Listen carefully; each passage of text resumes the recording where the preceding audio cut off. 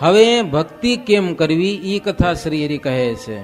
હે માતા, શ્રી કૃષ્ણ ભગવાનને વિશે સ્નેહ એને ભક્તિ કહેવાય છે.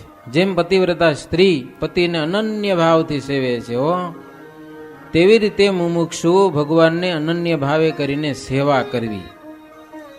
કેવી રીતે? 9 પ્રકારે ભક્તિ કરવી. 9 પ્રકારે. પ્રથમ છે શ્રવણ ભક્તિ. બસ તમે બધા કરો, આપણે બધા કરીએ છીએ શ્રવણ ભક્તિ. ભગવાનની કથા સંભળાય, વરાધિક ભગવાનના અવતારો હોય, એમના ચરિત્રનું, ભગવાનના ભક્ત હોય પ્રહલાદ, ધ્રુવ, પ્રિયવત, અંબરીશ, ઉદ્ધવ વગેરેની વાતો એ સાંભળીએ, એ ભક્તિ કહેવાય. બધું સાંભળવા જેવું છે.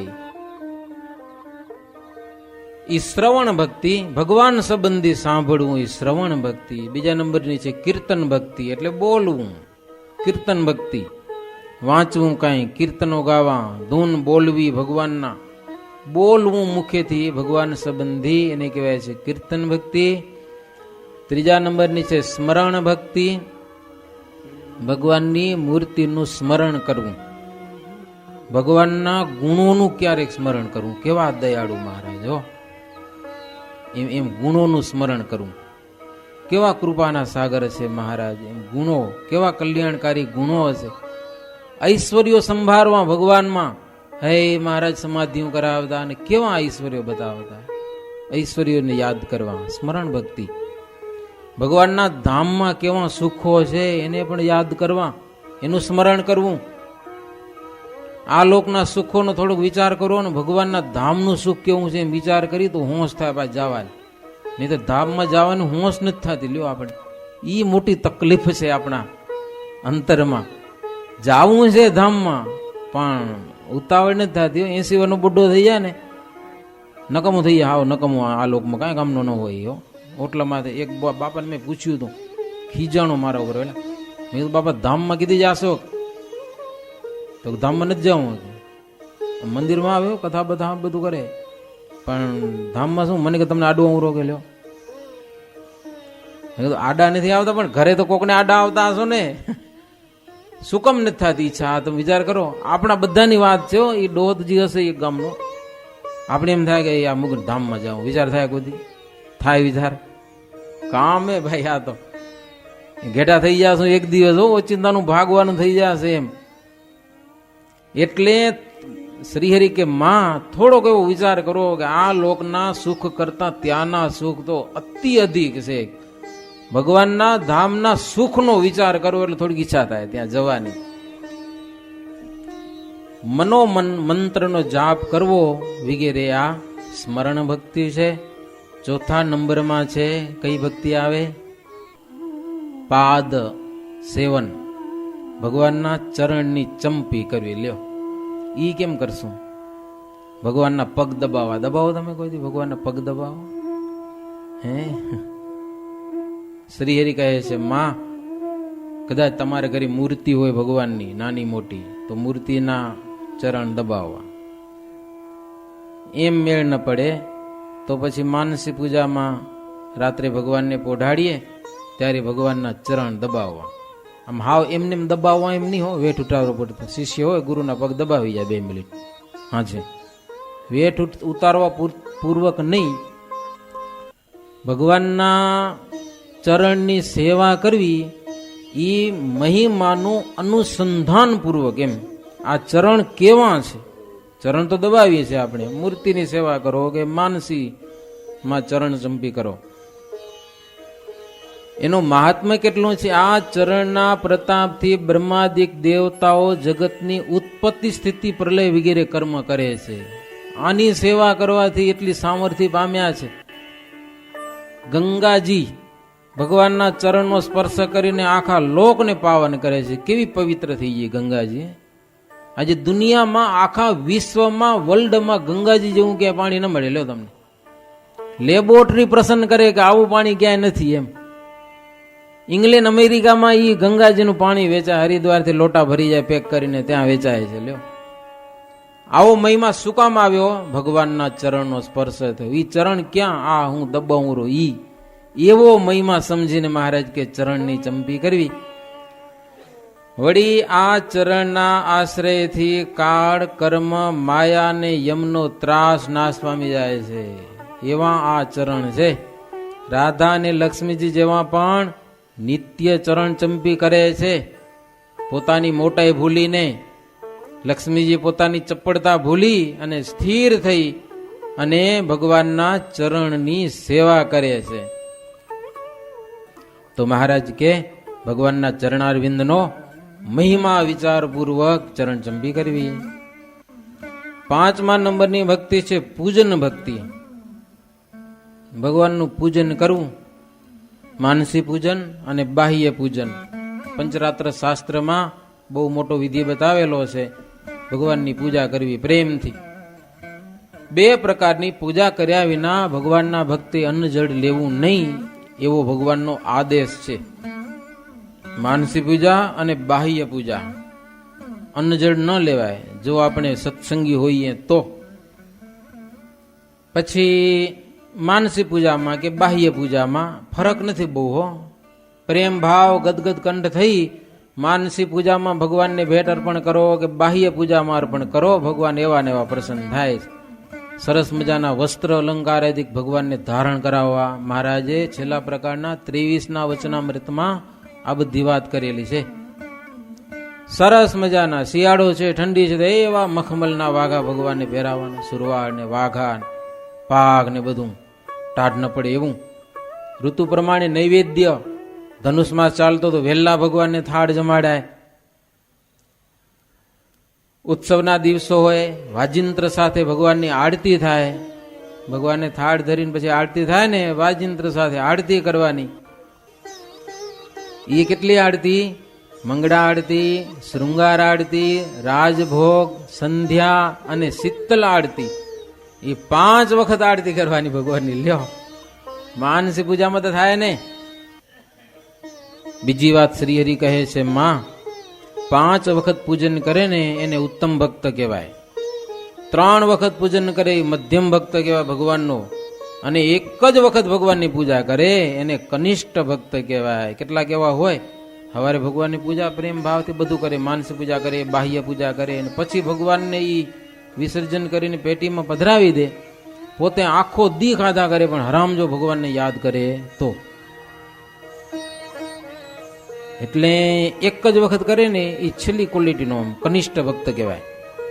3 વખત કરે મધ્યમ, અને 5 વખત ભગવાનની માનસી પૂજા કરો. સવારે કરે, પછી બપોરે ભગવાનને જમાડીને પોઢાડે, પછી 4 વાગે ભગવાનને જગાડે, પછી હાજે ભગવાનને જમાડે, પછી છેલ્લી બાકી ચેષ્ટા બોલતા વચમાં આવે છે આપણે ભગવાનને પોઢાડવાના, તો એ ભગવાનને સયા ઉપર પોઢાડી દે. એ ઉત્તમ ભક્ત. ઉત્તમ ભગત થવાના પ્રયાસ કરવા. કાંઈ ખોટ હોય ને, ઓછું હોય ને થોડુંક ઓછું તો વધારવું. એ મનમાં સંકલ્પ કરવો કે 3 વખત થાય છે માનસી પૂજા, પણ 2 વખત રહી જાય છે.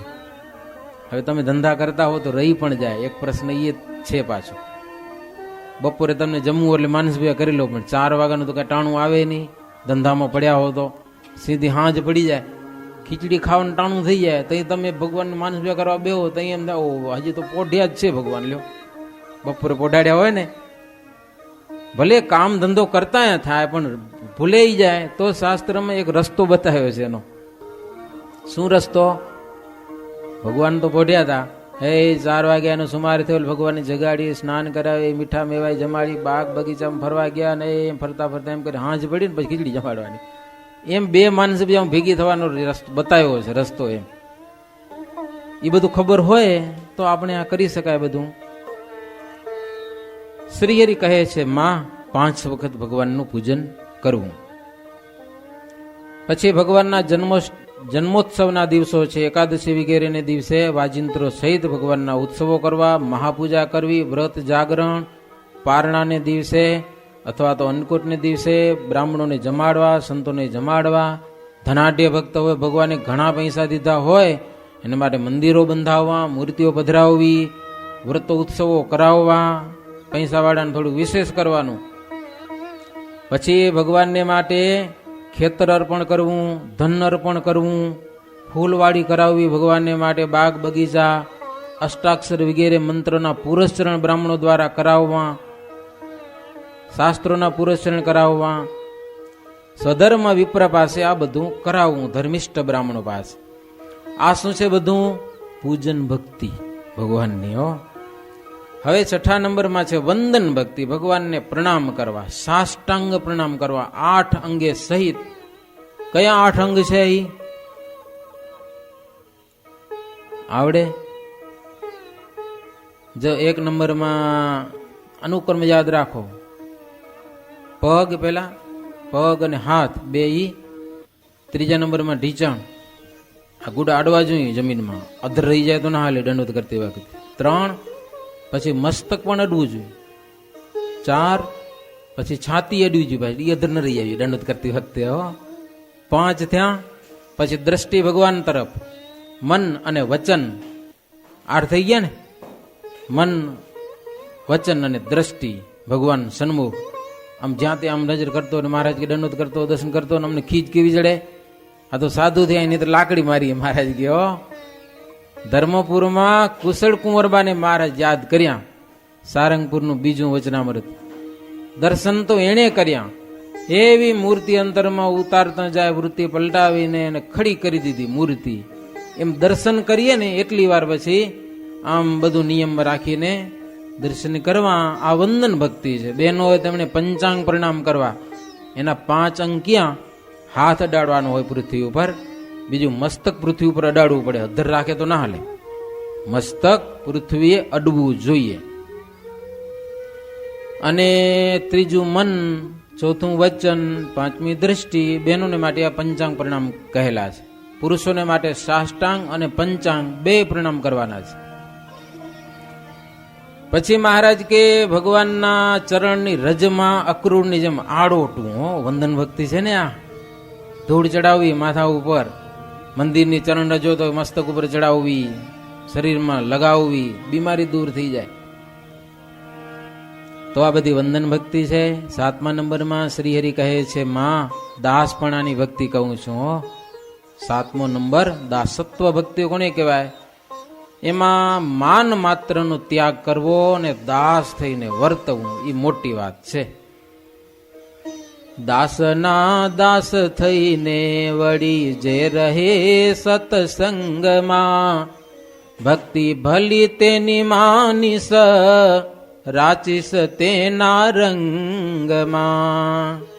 દાસના દાસ થઈને સત્સંગમાં ભક્તિ કરશે તો મહારાજ કે એની ભક્તિ અમારા સુધી પહોંચશે. બાકી તો અભિમાન માન, માન માન, સન્માન માન, જાહેરમાં મારું નામ આવે ને આવે, ભલે એની ના નથી પાડતો પણ આશા ન રખાય. વાત એટલી છે. જાને મારી જાહેરાત કેમ થાય? શું હવે થવાનું છે? જાહેરાત થાય તો માન ન મળે ને એમાં રાજી રહ્યો.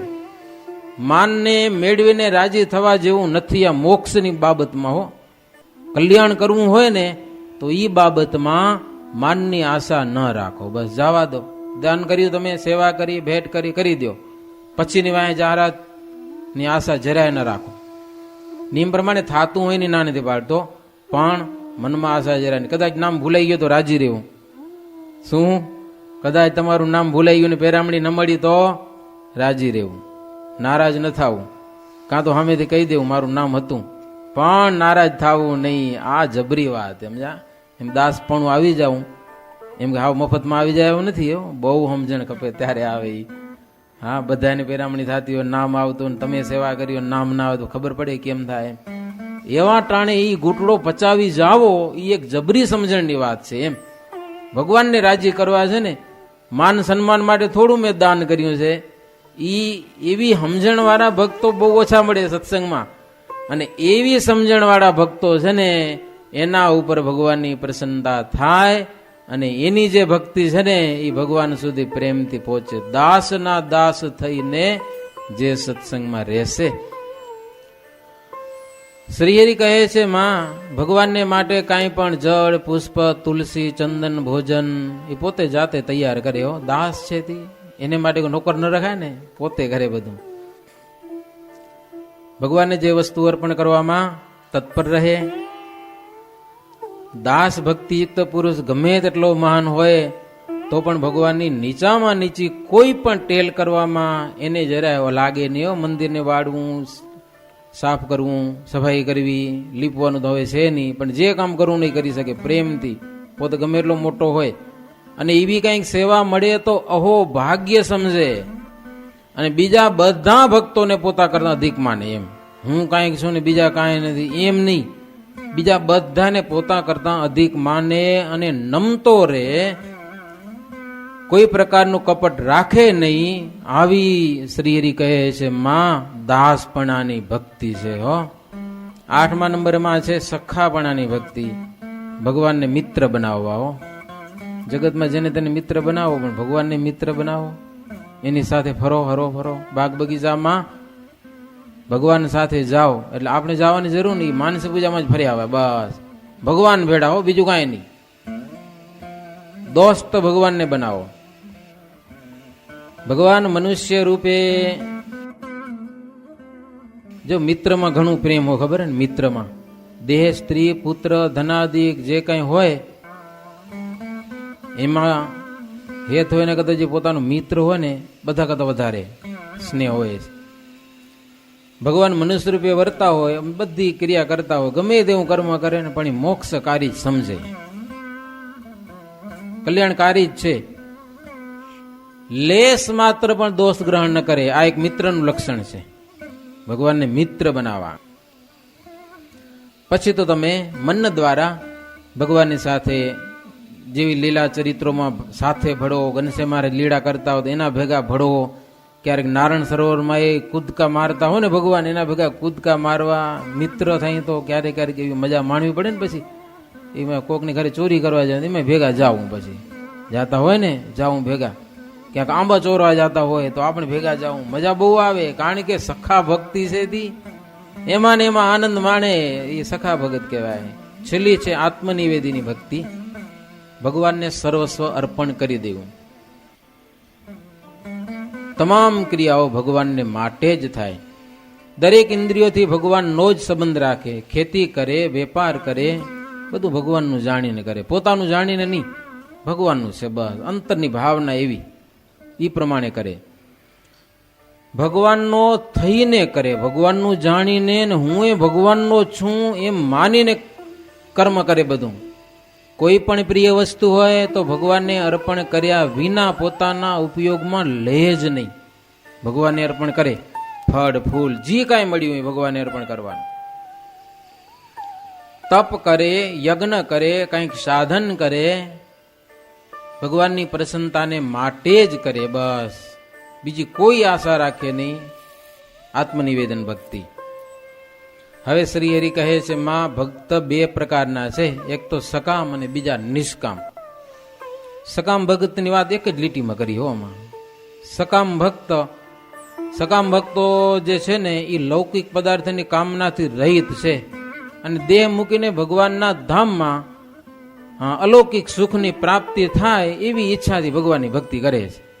શું આ લોકના પદાર્થ નથી ઈચ્છતો, નિષ્કામ ભગત પણ હો. આ મર્યા પછી એ બહુ સુખી થવાય, અક્ષરધામમાં સુખના ઢગલા મળે એવી આશાથી ધામ મળી જાય ભગવાનનું, એવી આશાથી ભક્તિ કરે ને સકામ ભગત કીધો. નિષ્કામ ભગત એના કરતા ચડિયાતો છે.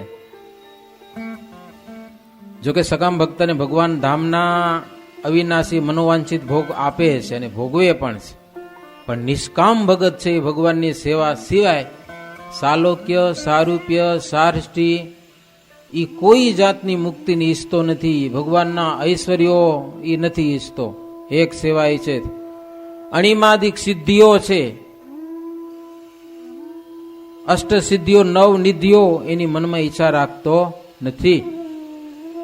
અને એવા ભક્તો ઉપર ભગવાન જો કે મોટું ઐશ્વર્ય એને આપે છે, પણ ભગવાનની ભક્તિમાં વિઘ્ન જાણીને એને એ પછી સ્વીકારતો નથી. બસ આમ જે એમાં જાય ઐશ્વર્યોમાં તો ભગવાન ભૂલાઈ જશે. તો શ્રી હરિ કહે છે માં એવા જે ભક્તો છે ને ઉત્તમ છે, પૂર્ણ કામ છે, ભગવાનને હૃદય સમાન વાલા છે એવા ભક્તો. એક ભગવાનની સેવા, બસ બીજું કાંઈ ન જોઈએ. એનો પ્રેમ દિન દિન પ્રત્યે વૃદ્ધિ પામતો જાય છે, ભગવાનમાં પ્રેમ વધતો જાય. ને આપનું ઠેકાણું નહીં હો, ક્યારેક પ્રેમ વધારે હોય, માડા બાડા કરી નાખીને પછી વળી ભૂલી જાય, હા જાય નિયમે જાય, થોડાક વળી ઠીક નહીં જાય, એટલું વળી વધારવા જાય. આનો તો દિન પ્રતિદિન વધતો જાય. ગંગાનો પ્રવાહ છેટ હરિદ્વારમાં હોય ને શરૂઆત થાય ને આવતા આવતા છેટ કલકત્તા સુધી જાય ને કેટલો વધી જાય, પ્રવાહ કેટલો વધે. આ નર્મદા નદી છે, અમરકંટકમાં ઉત્પન્ન થાય છે તો હાવ છેલ્લો છે, કાંઈ નથી હો. અને પછી તમે અહીંયા આવો એટલે કેવડિયા કોલોની, સરદાર સરોવરમાં કેટલો મોટો એનો પ્રવાહ થાય છે. એમ ધીરે ધીરે આની ભક્તિ ભગવાન પ્રત્યે વધતી જાય, ગંગાના પ્રવાહને જેમ વધતી જ જાય છે. બસ કોઈ પણ અંતરાયનો રોકાતો નથી. ગંગા નદી ન રોકાય, બધાને તોડીને નીકળે. પછી એનો પ્રેમ કોઈ દિવસ ઘટતો નથી. ગમે તેવા વિઘ્નો આવે પણ આવો નિષ્કામ ભગત છે ને એનો પ્રેમ વધે જ છે. જગતના અતિશય રમણીય પદાર્થો એને અતિશય દુઃખદાયી સમજે છે. ભગવાનના સંબંધ વિનાના ફૂલના હાર, આભૂષણ વગેરેનું કાળા નાગ જેવું લાગે, પ્રીતિ નથી થતી ક્યાં એને. અને ક્યારેક ક્યારેક તો ભગવાનની મૂર્તિને આમ દેખે આગળ, હો એ ભગવાન પ્રગટ થયા, ભલે દેખાય કે ન દેખાય પણ એની ભાવના જેવી થાય. ભગવાનની સામે હસશે, ક્યારેક તો નાચવા મની પડે લ્યો ભગવાનની આગળ. ભગવાન દેખાણા, કીર્તન ગાય ને નાચે, માર નૃત્ય કરે ભગવાનની આગળ. આપણે ગાંડો લાગે પણ એ તો ભગવાનની આગળ નાચતો હોય. દુનિયાથી અલગ પડી જાય થોડોક, નિષ્કામી ભક્ત છે. અને ક્યારેક વળી રડવા માંડે, લ્યો ભગવાન ભાગી ગયા એમ જોઈ રડે ભગવાનની આગળ. એવી એની અલૌકિક ક્રિયા હોય છે. હે માં, ક્યારેક તો ભગવાન દૂર ગયા માની કરી અને વિરહથી રુદન કરે છે. ક્યારેક તો ભગવાનની સાથે વાતો કરે છે. ક્યારેક બજારમાં હાલતોલ તો દંડોત કરવા મની પડે, લો ભગવાન દેખાણા, હે મહારાજ જય સ્વામી નારાયણ, દંડોત કરવા મની પડે. મારી સામે ભગવાન આવ્યા એમ મનમાં ભાવનાથી તો આપણે તો ગાંડો જ લાગે ને, સાચું કહેજો, એવું કોઈ કરે તો. પણ એને ભગવાન દેખાતા હોય છે, એની ક્રિયા બધી આવી હોય છે. અને ક્યારેક તો નિર્લજપણે ઉચ્ચ સ્વરી કરીને ભગવાનના કીર્તનો ગાય, કાં તો ભગવાનનું નામ ઉચ્ચારણ સ્વામિનારાયણ સ્વામિનારાયણ જોશથી મંડી પડે. એવા બહુ પ્રકારના ચિંતી યુક્ત એવા જે ભક્ત છે, પોતાના ચરણ રજથી તમામ લોકને પાવન કરે છે. લ્યો એવા ભક્તો છે ને, પોતાના ચરણ રજથી દુનિયાને પાવન કરે છે. પછી એવી ભક્તિ પુરુષમાં હોય કે નારીમાં હોય, ગમે તેમાં હોઈ શકે છે. એનો અંત સમય થાય, દેહનો ભગવાનના દિવ્ય ધામમાં દિવ્ય વિમાનમાં બેસીને જાય છે અને ભગવાનની સેવાનો આનંદ લે છે. એવા પ્રેમી ભક્તને ભગવાન અક્ષરાધિક ધામમાં રહેલા મુક્તો પણ નમસ્કાર કરે છે. બધા આવી ભક્તિ કરીને ધામમાં જાય ને, હે મુક્તો વંદન કરે. માર્ગમાં દેવતાઓ પણ, બ્રહ્માદિક દેવતાઓ પ્રણામ કરે, ધન્ય ભાગ છે તનેક. પ્રભુની નિષ્કામી ભક્તિ સાર્થક કરી અને ધામમાં જાય છે અને ભગવાન તને અપાર દિવ્ય સુખ આપે છે. એવા ભક્તને શ્રીહરિ કહે છે, માં મેં તમને આ પ્રમાણે સમગ્ર શાસ્ત્રના રહસ્ય રૂપે અધ્યાત્મ શાસ્ત્ર કઈ સંભળાવ્યું. જુઓ, તેમાં અપાર જનોનું કલ્યાણ રહેલું છે. આવી આ કથામાં અપાર લોકોનું કલ્યાણ છે. તેને પ્રેમથી સાંભળે કે કહે તો બંનેને ભગવાનની વિશે નિશ્ચળ ભક્તિ થાય છે અને મુક્ત થઈ જાય છે. માતા પ્રેમવતી આ રહસ્ય સાંભળીને અતિ પ્રસન્ન થયા. નિસંશય થઈને બોલ્યા કે ધર્મ જ્ઞાન વૈરાગ્ય સહિત મહાત્મ જ્ઞાને યુક્ત સહિત ભક્તિ જે શ્રી કૃષ્ણ ભગવાનમાં કરવાની તમે કીધી, એવા શ્રી કૃષ્ણ તમે પોતે જ છો. ભક્તિ માતા શ્રીહરિને ઓળખી ગયા અને મારા પુત્ર રૂપે પ્રભુ તમે પ્રગટ થયા છો એમ મેં આજે હવે નક્કી જાણ્યું. પહેલા ક્યારેક દેખાતું ભૂલાઈ જતું, પણ હવે તો ફાઇનલ કે તમે જેની ભક્તિ કરવાનું કયો છો એ સ્વયં તમે જ છો. અને હવે મને કાળ કર્મ માયાનો ભય પણ રહ્યો નથી. લ્યો ગયો ભય બધો આવી કથા સાંભળીને. હું તમારા પરમ ધામમાં આપની કૃપાથી જઈશ એમ કહીને ભક્તિ માતાએ શુદ્ધ મન કરી વ્યવહારમાં બધી વૃત્તિ તોડી અને શ્રીહરિમાં વૃત્તિ જોડી જ દીધી. હો, દેહની વિસ્મૃતિ થયેલી છે. 3 ભાઈઓને સુવાસની બા, બીજા સંબંધીઓ પણ સેવામાં રહેતા હતા. બધા હાજર હતા હો ભક્તિ માતાની સેવામાં. કાર્તિક સુદ દસમ મંગળવાર ભક્તિ માતાને તાવ આવ્યો. ધીરે ધીરે તાવ વૃદ્ધિ પામ્યો. એટલે રામ પ્રતાપ, ઈશારામ, ધર્મદેવ બધા દોડી આવ્યા, બધા ભેગા થઈ ગયા ત્યાં કને. જોકે ભક્તિ માતાને અંતરમાં શાંતિ હતી, પણ દેહમાં તાવની વ્યાધિ હતી થોડીક. રામ પ્રતાપે વૈદ્યોને બોલાવ્યા.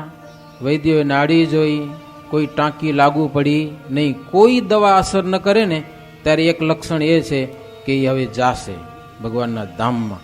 એને કોઈ દવા અસર ન કરે, ગમે એવી આકરી આકરી દવા દો, અસર ન કરે, એ જવાનો હોય. શહેરના પ્રસિદ્ધ વૈદ્યો બધા આવ્યા, જોયું, પણ બધાને એમ થયું કે હવે આ રહેશે નહીં. સૌને ભક્તિ માતા વિશે સ્નેહ હતો. જે કોઈ આવતા શોક કરતા સ્ત્રીઓ કહેતી કે આવી સતી કોઈ દી દેખી નથી, ક્યાંય જોઈ નથી, સાંભળી પણ નથી. મહાસતીઓ બ્રહ્માણી, ઇન્દ્રાણી, ગાંધારી એવી અનેક થઈ ગઈ મહાસતીઓ, પણ એના બધા કરતા આ સતી છે ને ભક્તિ માતા, એ મહાસતી છે. ભક્તિ માતાના યોગે કેટલીક અયોધ્યાની સ્ત્રીઓ ભગવાનની ભક્તિ કરવા લાગી ગયેલી. એમના ચરણથી સમગ્ર અયોધ્યા પણ પવિત્ર થયું છે. હવે જો આ જશે તો મારે માટે વિષમ કાળ આવી જશે, એવો વિષમ સમય આવી જશે. ભક્તિ માતાને કહેવા લાગ્યા બૈરાઓ અયોધ્યાના કે માં આપ જશો ને તો ધર્મ પણ બહુ રહેશે નહીં, અને તમે જાઓ, આ ધર્મ જાય પછી તમારે વિશે હેત વાડે તમારા પુત્ર ઘનશ્યામ છે ને એ પણ બહુ અહીંયા કને ટકશે એવું અમને લાગતું નથી. જન્મ્યા ત્યારથી તમારા વિના બીજામાં ઘનશ્યામને કોઈને હેતમાં નથી. હરિમંદિરોમાં ફરવું, તીર્થ કરવા, વનમાં વિચરવું એવી એમની રુચિ છે આ ઘનશ્યામની. બાળપણ હોવા છતાં પણ હસી ઠઠ્ઠા મસ્કરી એવા ફેલ ઘનશ્યામને જરાય ગમતા નથી. તેને દેખીને અમને અમારા પુત્ર કરતા પણ ઘનશ્યામમાં વધારે પ્રેમ થાય છે, અયોધ્યાના માણસો કહે છે. છતાંય ઈ કોઈની સાથે એવો પ્રેમ કરતા નથી. જગતથી ઉદાસી ભરે છે, નિષ્કામી જનો પાસે બેસે છે, એવા લૌકિક તમારા પુત્ર છે. લાલમણી નામે એક કરીને તંબોડી, એના પત્ની વલ્લની હતા. એ ભક્તિ માતા તેમને બેનની પેઠે માનતા અને અવારનવાર ઘરમાં આવતા ને એ કામ ઘરનું બધું કરે. ઘનશ્યામ મહારાજની સેવા કરે, કપડાં ધોવાના, આ બધું ખૂબ સેવા કરતી એક વલ્લની ત્રંબોડીની પત્ની હતી. એ બધા બૈરાઓની વાત સાંભળીને ભક્તિ માતા પ્રસન્ન થઈને બોલ્યા કે તમે સૌ ધર્મમાં મન રાખજો તો હું પાસે જ રહું છું. જે ધર્મ રાખે ને એની પાસે હું રહું જ છું. એ મારું એક વચન સત્ય માનજો, તમે તમારો પોતાનો ધર્મ રાખજો, બસ. તો હું એ છું અને અમે બે હોઈશું ને તો અમારા પુત્ર ઘનશ્યામ પણ હશે જ, એને કેવું નહીં પડે. શ્રીહરિએ માતાને કીધું માં હવે આ બધો લોક છોડી અને મનોવૃત્તિ ભગવાનમાં લગાડી અને તમે ભગવાનના ધામમાં પધારો ગયો. એમ રજા દીધી આ લોકમાંથી. એટલે શ્રીહરિના વચન સાંભળી ભક્તિ માતા શ્રીહરિનું રૂપ ઉરમાં ધારી અને દેહનું ભાન ભૂલી ગયા. બસ શ્રીહરિનું સ્મરણ. આખી રાતમાં આ બધી હરિગીતાની કથા થઈ. સવારનો સમય થયો, ભક્તિ માતા પ્રભુનું ધ્યાન કરતા હતા. શ્રીહરિ સરજુ નદીમાં સ્નાન કરવા ગયા. આ બાજુ ભક્તિ માતાની સમાધિ થઈ, એમાં શ્રી કૃષ્ણ ભગવાનના દર્શન થયા અને વર્ણી રૂપે શ્રીહરિના દર્શન થયા. અદભુત મૂર્તિઓ, બ્રહ્મચારીનો વેશ, મસ્તક ઉપર સુંદર કેશની જટા, પૂર્ણ ચંદ્રમા જેવું મુખારવિંદ, કમળ જેવા લાલ નેત્રો, સુંદર વિશાળ ભાલ, પિતાંબર પહેરેલું, એક ઓઢેલું, પગમાં પાદુકા, ચરણમાં કંઠમાં તુલસીની કંઠી, ભાલમાં ચાંદલાય સહિત તિલક, શ્વેત યજ્ઞોપવિત. આવી ઘનશ્યામ મૂર્તિ જોતા ભક્તિ માતાનું ચિત્ત ચોટી ગયું અને તેજનો સમૂહ દેખાણો અને એમાં શ્રી કૃષ્ણ ભગવાનની મૂર્તિ દેખાણી. હરિકૃષ્ણ અને શ્રી કૃષ્ણ આ બધી મૂર્તિઓ દેખાણીને અભેદ ભાવે એને દર્શન થયા, અભેદ ભાવે. પછી ભક્તિ માતા સ્તુતિ કરેલી છે અંત સમયે. કૃષ્ણ કે દરસ ભયે એહી રીતા, પ્રેમવતી ભય પરમ પુનીતા. મૂર્તિ જોઈ प्रेम बढ़े अपारा, नैन से नीर बहत एक धारा, फिर देह में आए जब ही, कृष्ण देखे ब्रह्मचारी तब ही। कृष्ण हरि हरि कृष्ण ही देखे, इनमें उनमें भेद न लेखे। મારા પુત્ર છે ને એ જ સાક્ષાત ભગવાન છે. ભક્તિ માતા હાથ જોડીને વારંવાર વંદન કરેલા છે. ત્યાં તો અનંત પાર્ષદો ભક્તિ માતા સ્તુતિ કરી છે. પ્રભુ અનંત પાર્ષદો રાધા રમા મહારાણીઓ બધા તમારું જ ગાન કરે છે. દેવતાઓ તમારી પૂજા કરે છે. જેટલા દેવતા છે એટલા તમે રૂપો ધારણ કરો છો, છતાં પણ દેવતાઓને પૂજન કરવાનો વારો નથી આવતો.